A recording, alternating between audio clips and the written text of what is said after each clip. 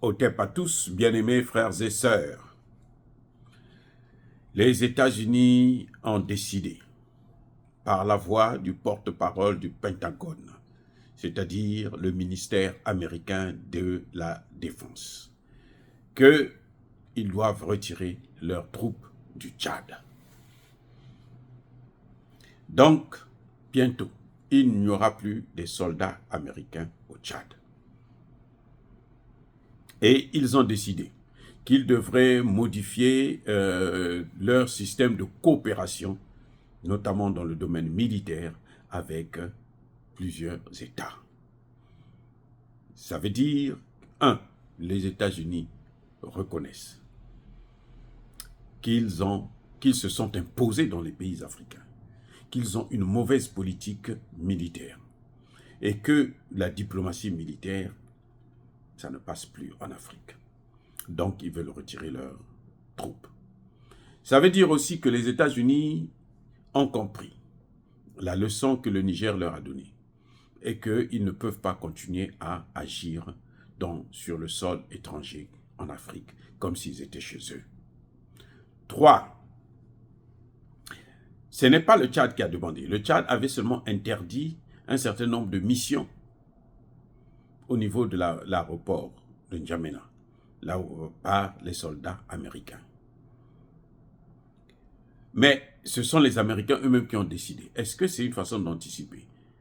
C'est fort probable. Est-ce que ce n'est pas un piège pour se dire, nous on part parce que nous savons qu'après les élections, il y aura une guerre civile qui va se déclencher, il y aura le chaos, et puis nous on va voir comment on peut revenir pour être les sauveurs et prendre le territoire tout entier. Point d'interrogation. Donc, les amis, en tout cas, c'est une bonne nouvelle qu'ils décident de partir. Ça veut dire quoi? Ça veut dire que le Tchad n'a plus le choix que de faire partir aussi la base militaire française. On ne peut pas faire partir des bases militaires américaines et laisser celles des Français. Ça n'a aucun sens. Parce que si on fait partir, on n'a pas besoin de faire le deux poids deux mesures. De toutes les façons, si les Américains partent, les Français sont là. C'est comme si les Américains sont toujours là. Parce que les Français, justement, sont les gendarmes de l'Afrique, ce qui a été décrété par les Américains. Et les Américains eux-mêmes, les gendarmes du monde. Par conséquent, Kaka Déby sera obligé de faire partir la base militaire française. Les bases militaires françaises qui sont sur le sol tchadien. Et ça, nous allons donc vers la libération du Sahel. La lutte contre le terrorisme commence d'abord par l'expulsion, la séparation, avec les maîtres, les financiers, ceux qui entretiennent le terrorisme, afin qu'ils puissent maintenir des bases militaires de façon permanente dans nos pays. En tout cas, les Américains sont plus pragmatiques et plus réalistes que les Français. Donc, ça ne m'étonnerait pas qu'ils puissent partir en voyant que l'Afrique n'a plus besoin de ça.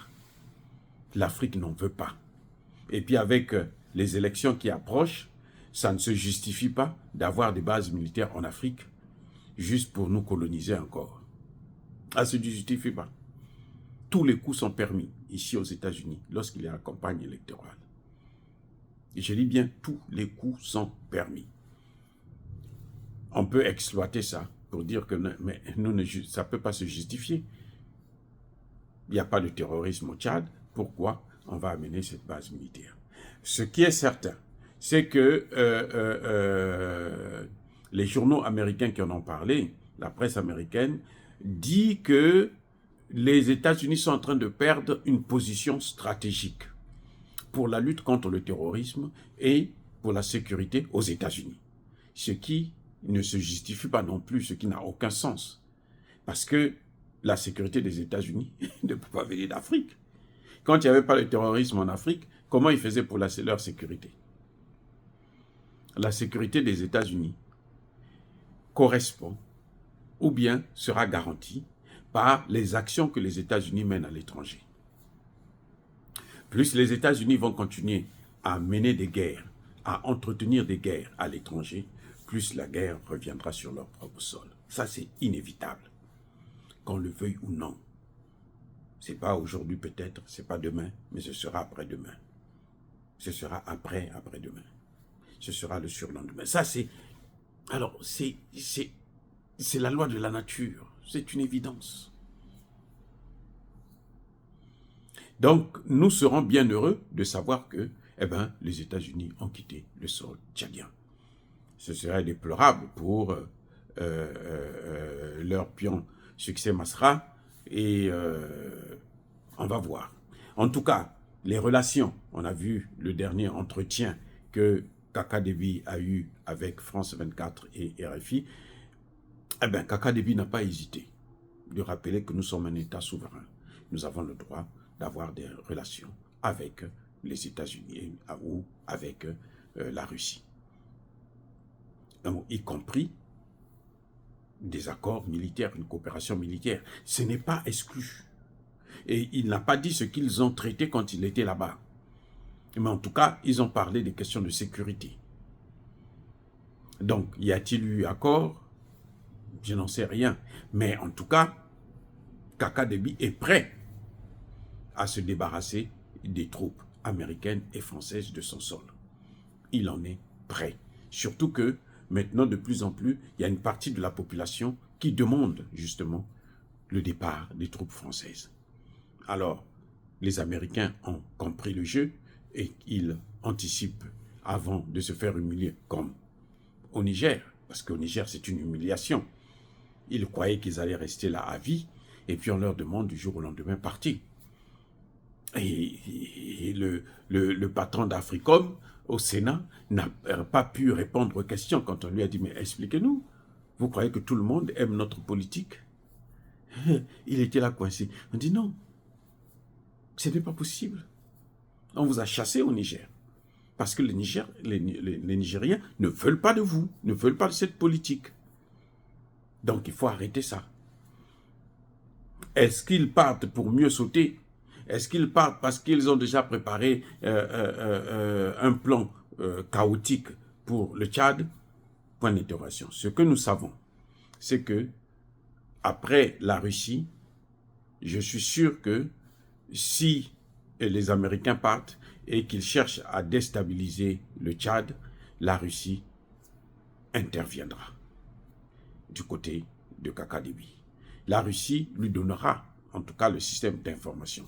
Pas intervenir comme font les Français et les Américains, mais intervenir dans le sens où, si le Tchad lui demande de l'aide, elle aidera le Tchad. Au vu et au su de tout le monde, par rapport, justement, au droit international entre les États souverains. Dire cela, c'est inciter à la haine ou à la violence? Non. Yabakoler Veya Malembe, encore une fois de plus, bien-aimés frères et sœurs, je persiste et je signe. Soyez bénis, abondamment bénis par le Dieu des Kémites et par nos ancêtres angélisés. Mais que tous ceux qui persécutent le continent africain, le pillent et le déstabilisent, qu'ils soient noirs, blancs, chinois, arabes, juifs, indiens ou qui qu'ils soient punis, maudits, foudroyés, neutralisés, écrasés, effacés par le Dieu des Kémites et par nos ancêtres angélisés. Vive l'Afrique éternelle. Je dis et j'assume.